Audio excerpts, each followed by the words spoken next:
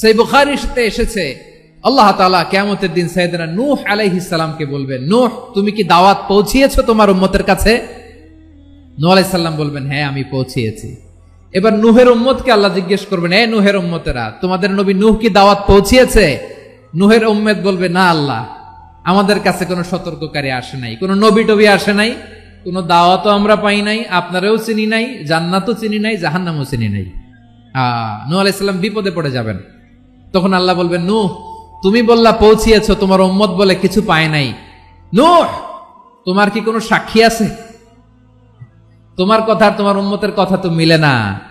তুমি বললা তুমি আমার নির্দেশনা দাওয়াত পৌঁছে দিয়েছো, কিন্তু তোমার উম্মত বলে পায় নাই। নূহ তোমার পক্ষে কোনো সাক্ষী আছে? নূহ আলাইহিস সালাম বলবেন আছে। কে?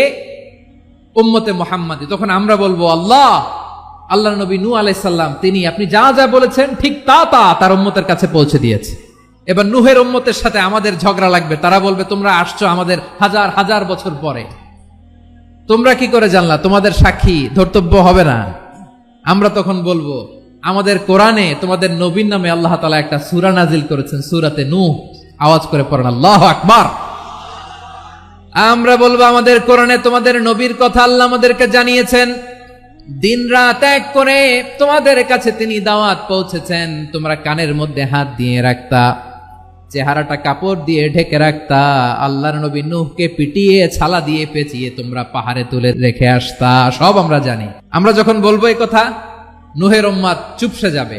তখন আমরা সত্য বলেছি কিনা এটা আল্লাহ তাআলা জানতে চাইবে বিশ্বনবীর কাছে। তখন বিশ্বনবী আমাদের পক্ষে সাক্ষী দিবেন। আওয়াজ করে বলেন আল্লাহু আকবার। এজন্য আল্লাহ বলেন, নবী আপনি হচ্ছেন সাক্ষ্যদাতা, সব নবীদের উপর আপনি হবেন সাক্ষী, আবার আপনার উম্মতের সাক্ষীর উপর আপনি হবেন সাক্ষী।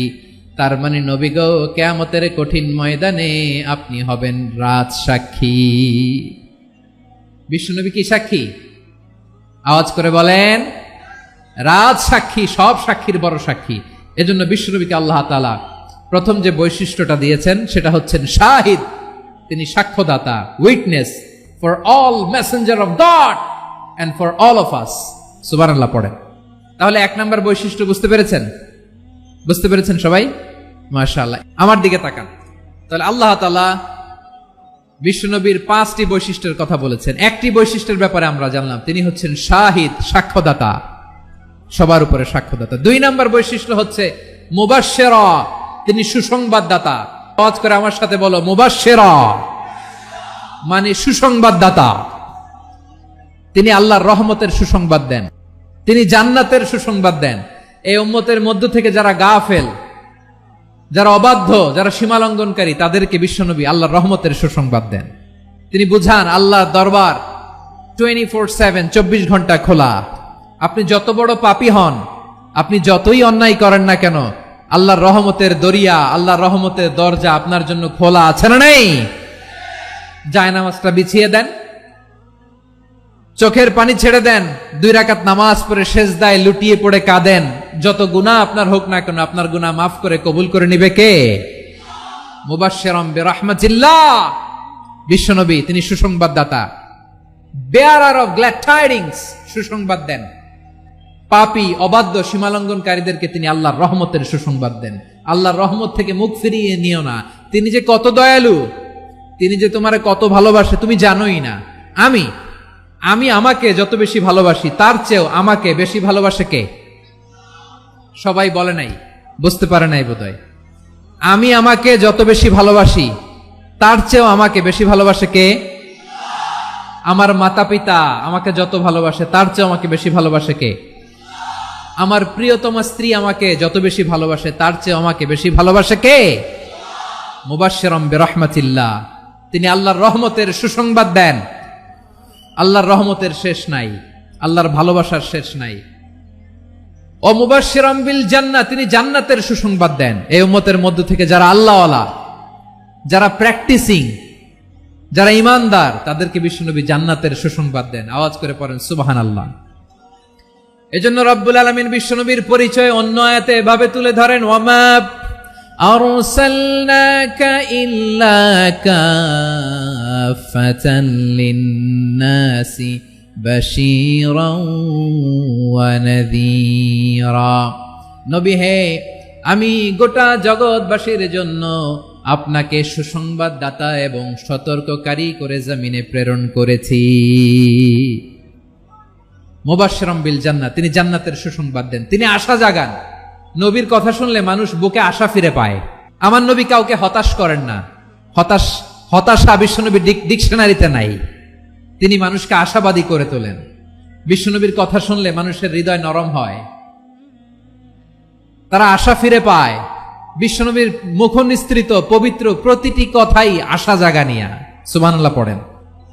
আপনি প্রিয় নবীর মুখ নিঃসৃত বাণীগুলো পড়েন, কথামালাগুলো শোনেন, দেখবেন আশা পাবেন, বুকে আশা পাবেন, ভালোবাসা পাবেন। কারণ তিনি এমন সত্তা, এমন পার্সোনালিটি, তার কথা শুনলে হৃদয় নরম হয়ে যায়। মনে হয় হৃদয় খুলে তারে দিয়ে দেই, সব কথা যেন তারে বলা যায়। আওয়াজ করে বলেন ঠিক কিনা? সে কোন বন্ধু বলো বেশি বিশ্বস্ত, সে কোন বন্ধু বলো বেশি বিশ্বস্ত, কার কাছে মন খুলে দেয়া যায়, কার কাছে সব কথা বলা যায়, হওয়া যায় বেশি আশ্বস্ত। তার নাম আহমদ, বড় বিশ্বস্ত। সে কোন বন্ধু বলো বেশি বিশ্বস্ত, কার কাছে মন খুলে দেয়া যায়, কার কাছে সব কথা বলা যায়, হওয়া যায় বেশি আশ্বস্ত। তার নাম আহমদ, বেশি বিশ্বস্ত।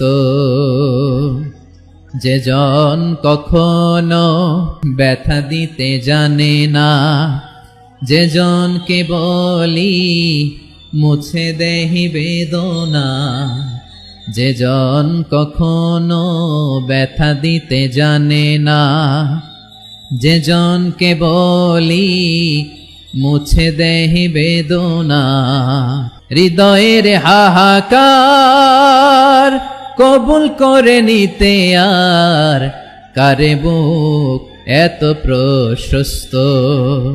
তার নাম আহমদ, বেশি বিশ্বস্ত। আমি তো বাংলাদেশের অলমোস্ট অধিকাংশ জেলায় গিয়েছি। এমসি কলেজের ময়দানের মতো মাঠ আমার চোখে আর পড়ে নাই বাংলাদেশ। এত বড় ময়দান, এই পুরো ময়দানে লাইটিং করে ওনারা ব্যবস্থাপনা করেছেন, এলইডি স্ক্রিন দিয়েছেন যাতে করে দূর দূরান্ত থেকে দেখা যায়। এখন আমাকে সবাই যদি কাছে থেকে দেখতে চাও, কাছে থেকে দেখে দেখে লক্ষ লক্ষ মানুষ, 5 লাখ 10 লাখ লোক কি কাছে বসে দেখতে পারবে? তো এতটুকু স্যাক্রিফাইস তো করতে হবে তোমাদের। প্রিয় ভাইয়েরা, বিশ্বনবী তিনি মানুষের হৃদয়ে আশা জাগান। আমরা মানুষকে ভয় দেখাই, ঠিক কিনা? আমরা ইসলামকে এমন কঠিন ভাবে উপস্থাপন করি, মানুষ ভয় পেয়ে যায়। বিশ্বনবী মানুষকে ভয় দেখাতেন না, তিনি আশা দিতেন, ভরসা দিতেন। কানা রাসূলুল্লাহ সাল্লাল্লাহু আলাইহি ওয়াসাল্লাম ইযা বাআসা আহাদান মিন আসহাবিহি ফি আমরিহি কানা ইয়াকুল বাশশিরু ওয়ালা তুনাফিরু, ইয়াসসিরু ওয়ালা তুআসসিরু। কাউকে কোনো দায়িত্ব দিয়ে পাঠালে সাহাবাদেরকে তিনি বলে দিতেন প্রত্যেককে যে বাশশিরু ওয়ালা তুনাফিরু, মানুষকে সুসংবাদ দিও, দিন থেকে ভাগিও না, সহজভাবে ইসলামকে উপস্থাপন করো, ইসলামের শিক্ষাটাকে জটিল করে উপস্থাপন করো না। সুবহানাল্লাহ, কত চমৎকার, কত সুন্দর আমাদের ধর্ম। তিনি বলেছেন সহজ করো, কঠিন করো না, সুসংবাদ দাও, মানুষকে দিন থেকে ভাগিও না। সুবহানাল্লাহ বলেন।